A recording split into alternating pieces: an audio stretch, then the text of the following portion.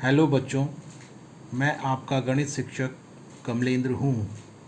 आज हम लोग कक्षा 10 गणित के अध्याय 3 दो चरों वाले रैखिक समीकरण युग्म के अंतर्गत उदाहरण 4, जो कि आपकी किताब में पेज 52 पर है, को समझने का प्रयास करेंगे। इस उदाहरण में दिया गया है कि ग्राफ द्वारा जांच कीजिए कि समीकरण युग्म x धन 3y बराबर 6 और 2x ऋण 3y बराबर 12 संगत है। यदि ऐसा है तो उन्हें ग्राफ द्वारा हल कीजिए।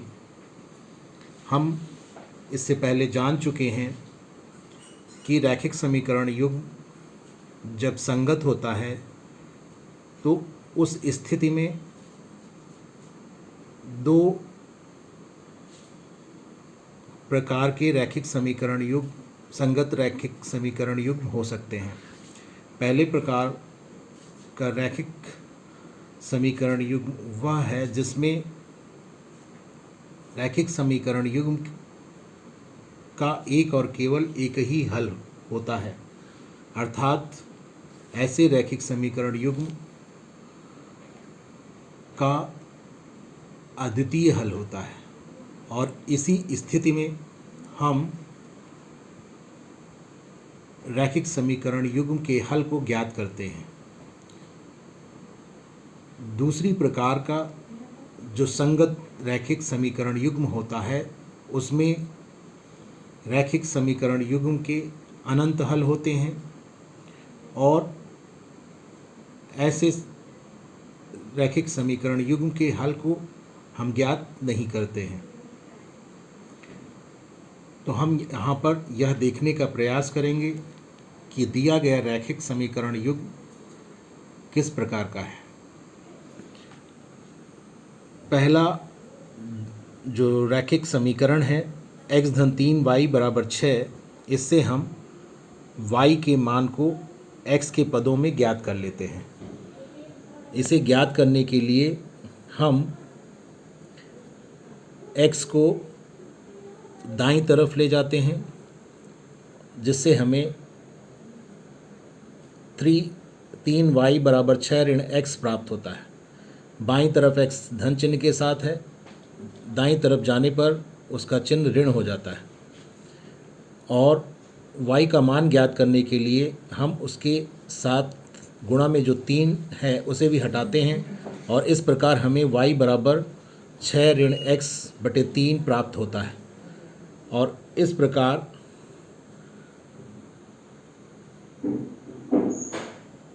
पहली रैखिक समीकरण से हम एक सारणी प्राप्त करते हैं, जिसमें पहले कॉलम में x और y और संगत बिंदु लिख लेते हैं।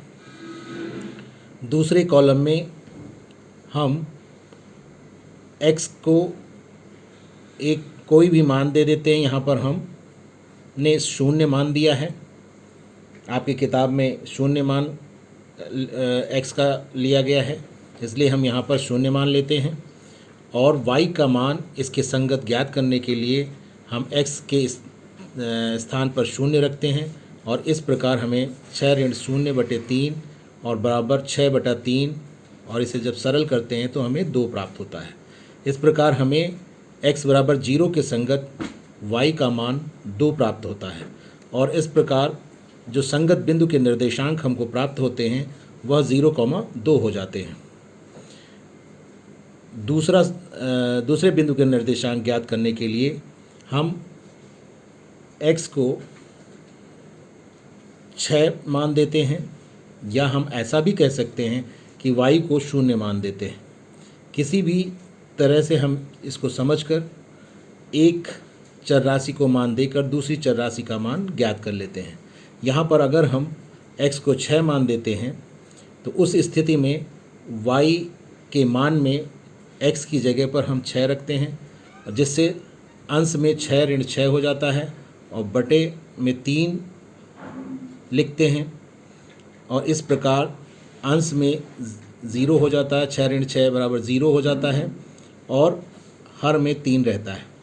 इस प्रकार 0/3 हमें प्राप्त होता है और जो कि सरल होकर के 0 के बराबर प्राप्त होता है। इस प्रकार दूसरा जो बिंदु हमें प्राप्त होता है वह 6,0 होता है।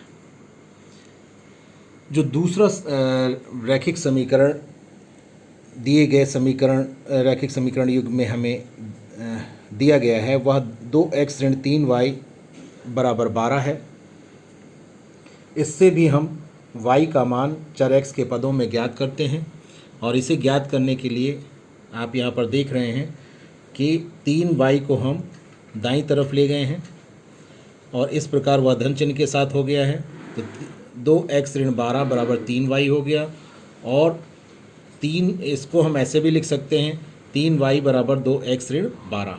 अब y का मान ज्ञात करने के लिए 3 यहाँ से हटाते हैं और दाईं तरफ ले जाते हैं। यहाँ पर गुणक के साथ 3 है इसलिए दाईं तरफ जाने पर यह भाग में चला जाएगा अर्थात बटे में चला जाएगा और इस प्रकार हमें y का मान y बराबर 2x ऋण 12/3 प्राप्त हो जाएगा। और इससे हम दूसरी रैखिक समीकरण के लिए भी एक सारणी प्राप्त करते हैं ग्राफीय निरूपण के लिए। यहाँ पर हम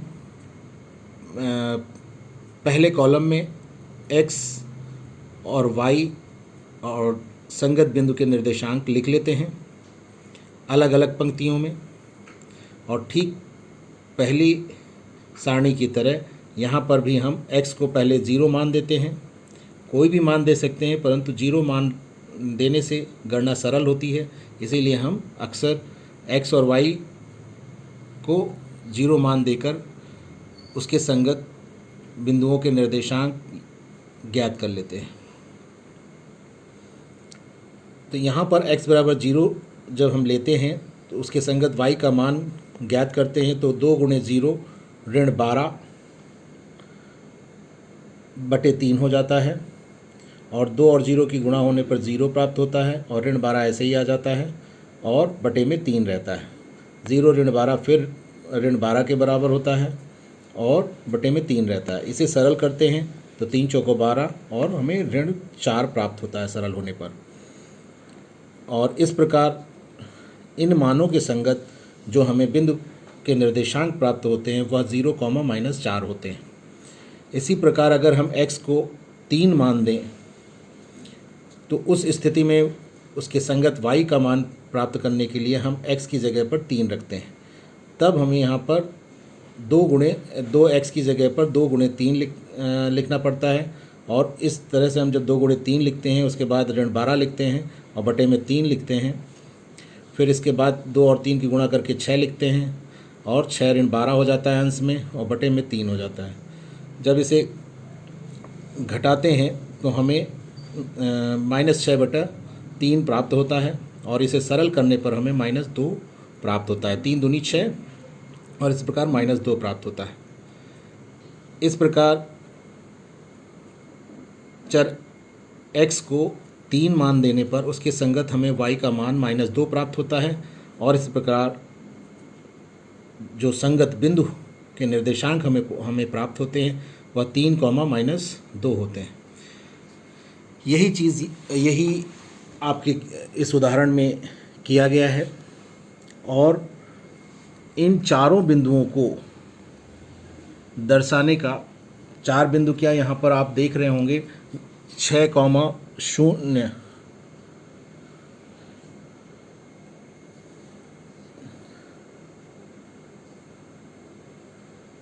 ये चारों बिंदु जो हम यहाँ पर दर्शाते हैं इस ग्राफ में, जो कि आपकी किताब में पेज 53 पर है, आप देख रहे होंगे आकृति 3.5। इसमें हम देखें 0,2 को दर्शाने के लिए बिंदु, चूँकि भुज 0 है इसलिए हम 0,2 को दर्शाने के लिए बिंदु O पर ही रहेंगे क्योंकि O से दूरी मापी जाएगी और भुज जो होता है y अक्ष से दूरी को व्यक्त करता है, y अक्ष से लंबवत दूरी को व्यक्त करता है, इसलिए हमें मूल बिंदु O से कहीं पर भी जाने की ज़रूरत नहीं है, ना दाईं ओर जाने की ज़रूरत है ना बाईं ओर जाने की ज़रूरत है और हम मूल बिंदु O पर ही रह जाएंगे और फिर इसके बाद कोटि 2 हमें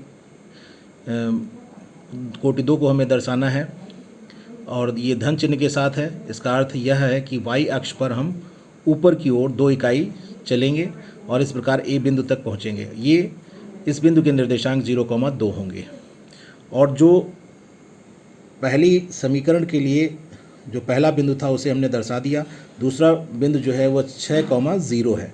तो 6,0 को दर्शाने के लिए भुज 6 है, इसलिए मूल बिंदु O से, और यह 6 धनात्मक है, इसलिए मूल बिंदु O से हम x अक्ष पर धनात्मक दिशा में अर्थात दाईं ओर चलेंगे 6 इकाई, और 6 इकाई चलने पर हम यहाँ पर पहुँचेंगे। और कोटि 0 है, इसलिए हमें x अक्ष से ना ऊपर जाना है ना नीचे जाना है, हमें वहीं पर रुक जाना है। और इस प्रकार हमें जो बिंदु प्राप्त होता है वह 6,0 होता है, जिसे यहाँ पर 20 से दर्शाया गया है। और A और B को मिलाती हुई एक रेखा खींची गई है। इस प्रकार जो हमें सरल रेखा प्राप्त हुई है वह पहले रैखिक समीकरण का ग्राफीय निरूपण है। अब हम इसी प्रकार दूसरे रैखिक समीकरण का भी ग्राफीय निरूपण प्राप्त करेंगे। उसके लिए यहाँ पर आप देख रहे हैं 2 बिंदु हैं 0,-4 और 3,-2। इन दोनों बिंदुओं को हमें आलेखित करना है या निरूपित करना है ग्राफ पेपर पर। तो हम यहाँ पर या कार्तीय तल पर, तो हम यहाँ पर सबसे पहले 0,-4 को अगर हम आलेखित करना चाहें तो हम जानते हैं कि यहाँ भुज 0 है, इसलिए मूल बिंदु पर रहेंगे। और -4 जो कि कोटि है वह ऋणात्मक है, इसलिए y अक्ष पर हम ऋण दिशा में अर्थात नीचे की ओर 4 इकाई चलेंगे। और इस प्रकार हम यहाँ पर इस बिंदु तक पहुँचेंगे जिसे बिंदु P से दर्शाया गया है, और इसके निर्देशांक 0,-4 हो जाएंगे। इसके बाद हमें 3,-2 बिंदु को दर्शाना है या आलेखित करना है। तो इसके लिए भुज 3 है। इसका अर्थ यह है कि मूल बिंदु से हम धनात्मक x अक्ष की दिशा में बढ़ेंगे अर्थात दाईं ओर बढ़ेंगे, 3 इकाई बढ़ेंगे। तो 3 इकाई जब बढ़ेंगे तो इस 3 तक पहुंचेंगे। और इसके बाद हमें -2 दूरी तय करनी है। माइनस चिन्ह हमें यह दर्शाता है कि हमें x अक्ष पर चलना है या x अक्ष के समांतर चलना है, और वह भी ऋणात्मक दिशा में चलना है अर्थात नीचे की तरफ चलना है। तो नीचे की तरफ हम जब 2 इकाई चलेंगे तो यहाँ पर पहुँचेंगे, और इस प्रकार हम इस बिंदु तक पहुँचेंगे। सबसे पहले x अक्ष पर धनात्मक दिशा में चलकर 3 इकाई दूरी तय करके हम 3 तक पहुँचेंगे। फिर उसके बाद 2 इकाई नीचे की ओर चलेंगे और हम इस बिंदु तक पहुँचेंगे जिसे बिंदु Q से दर्शाया गया है और जिसके निर्देशांक 3,-2 हैं। और इस प्रकार हम 0,-4 और 3,-2 इन दोनों बिंदुओं को हमने आलेखित कर दिया है। अब इन दोनों को मिलाते हुए एक रेखा खींचेंगे। इस प्रकार जो सरल रेखा हमें PQ प्राप्त होती है वह दूसरे रैखिक समीकरण के लिए दूसरे रैखिक समीकरण का ग्राफीय निरूपण होता है। और हम देख रहे हैं कि ये दोनों ही सरल रेखाएं AB और PQ एक दूसरे को बिंदु B पर प्रतिच्छेदित कर रही हैं अर्थात काट रही हैं। और इस स्थिति में हम यह पाते हैं कि बिंदु B रेखा PQ पर भी स्थित है और रेखा AB पर भी स्थित है। अतः इसके संगत जो हल होगा वह दोनों ही रैखिक समीकरणों के लिए हल होगा, अर्थात वह हल सर्वनिष्ठ होगा या उभयनिष्ठ होगा। और ऐसा हल ही जो होता है वह दिए गए रैखिक समीकरण युग्म का हल होता है।